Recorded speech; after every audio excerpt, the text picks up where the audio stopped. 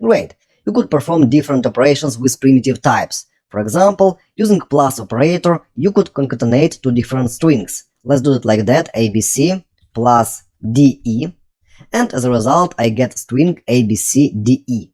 Two those strings were concatenated to one string ABCDE.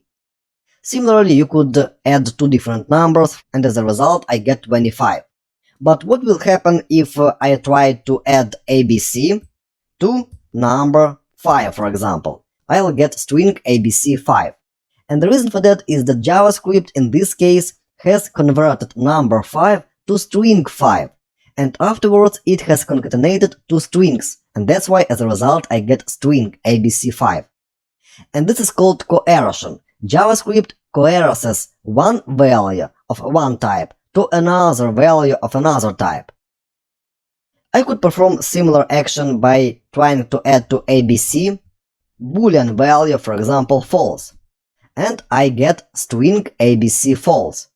Reason for that is the same as before.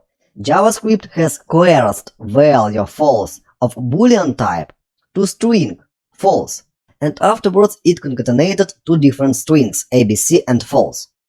Let's now try to add number and boolean, for example 5 and true, and I get 6, because now true was coerced to number, and true when it is coerced to number is equal to 1.